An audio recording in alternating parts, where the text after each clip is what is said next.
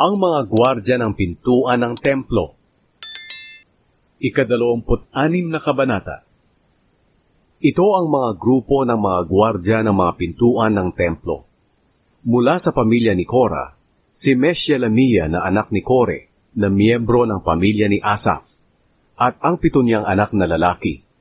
Si Zacarias ang panganay, at ang kasunod ay sina Jediael, Zebadiah, Jatniel, Elam, Jehohanan, at Eliehoenai.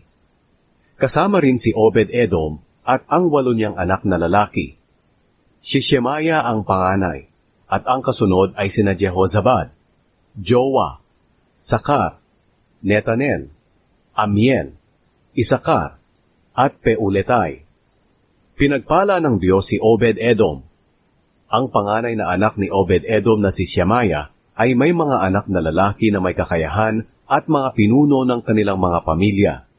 Sila'y sina Otni, Rephael Obed, at Elzabad. Ang kanilang kamag-anak na sina Elihu at Semakiah ay may mga kakayahan din. Lahat sila ay mula sa angkan ni Obed-Edom. Sila at ang kanilang mga anak at kamag-anak ay 62 lahat. Mahuhusay sila at may kakayahan sa paggawa. Ang 18 anak at mga kamag-anak ni Meshelemiah ay may mga kakayahan din. Si Hosa na mula sa pamilya ni Merari ay may mga anak din. Ginawa niyang pinuno ng kanilang pamilya si Shimri, kahit hindi siya ang panganay na anak. Ang sumunod kay Shimri ay sina Hilkiah, Tabalia, at Zacarias. 13 lahat ang mga anak at mga kamag-anak ni Hosa na mga tagapagbantay sa pintuan ng templo. Iginrupo ang mga gwardya ng mga pintuan ng templo ayon sa pinuno ng kanilang pamilya, at may mga tungkulin sila sa paglilingkod sa templo ng Panginoon, katulad ng kasama nilang mga Levita. Nagpalabunutan sila kung aling pinto ang babantayan ng mga pamilya nila, bata man o matanda. Ang pintuan sa gawing silangan ang nabunot ni Shelemiah, at ang pintuan sa gawing hilaga ang nabunot ng anak niyang mahusay magpayo na si Zacarias. Ang pintuan sa gawing timog ang nabunot ni Obed-Edom, at sa mga anak niyang lalaki ipinagkatiwala ang mga bodega.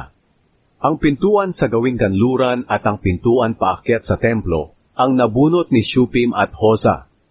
Bawat isa sa kanila ay may takdang oras ng pagbabantay. Sa gawing silangan, 6 na gwardya ang nagbabantay araw-araw. Sa gawing hilaga ay 4. Sa gawing timog ay 4 din. At sa bawat bodega ay tig-2.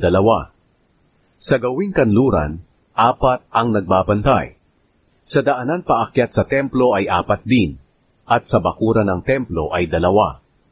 Iyon ang mga grupo ng mga gwardya ng mga pintuan ng templo na angkan ni Korah at Merari. Ang mga ingat-yaman at ang iba pang mga opisyal. Ang ibang mga Levita na pinamumunuan ni Ahiya ang katiwala sa mga bodega ng templo ng Diyos, kabilang na ang mga bodega ng mga inihandog sa Diyos. Si Ladan ay mula sa angkan ni Gershon at ama ni Jehieli. Ang ilan sa mga miyembro ng kanyang pamilya ay mga pinuno rin ng kanyang mga angkan. Ang mga anak ni Jehieli na sina Zetam at Joel ang katiwala ng mga bodega ng templo ng Panginoon. Ito ang mga pinuno mula sa angkan ni Amram, Iza, Hebron, at Uziel. Mula sa angkan ni Amram, si Shebuel, na mula rin sa angkan ni Gershom, na anak ni Moises, ang punong opisyal sa mga bodega ng templo. Ang mga kamag-anak niya sa angkan ni Eliezer ay sina Rehabiah, Jeshaiah, Joram, Zikri, at Shelomit. Si Shelomit at ang kanyang mga kamag-anak ang katiwala sa mga bodega ng mga handog na inialay ni Haring David, ng mga pinuno ng mga pamilya, ng mga komander ng libo-libo, at ng daan-daang sundalo, at ng iba pang mga pinuno. Inihandog nila ang ibang nasamsam nila sa labanan, para gamitin sa templo ng Panginoon. Si Shelomit din at ang kanyang mga kamag-anak ang nangalaga sa lahat ng mga inihandog ni Samuel na propeta, ni Saul na anak ni Kish, ni Abner na anak ni Ner, at ni Joab na anak ni Zeruya. Ang iba pang mga inihandog ay ipinamahala din nila. Mula sa mga angkan ni Iza, si Kenanaya at ang mga anak niyang lalaki, na siyang nangangasiwa at mga hukom sa buong Israel. Hindi sila naglilingkod sa loob ng templo. Mula sa angkan ni Hebron, si Hashabaya at ang 1,700 kamag-anak niya, na may mga kakayahan.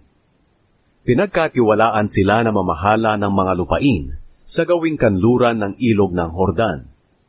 Sila ang nangangasiwa ng mga gawain ng Panginoon at ng hari sa lugar na iyon.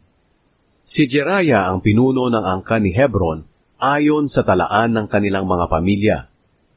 Nang 40 taon ng paghahari ni David, siniyasat ang mga talaan at natuklasan na may angkan si Hebron sa Jazer na sakop ng Gilead at may mga kakayahan sila.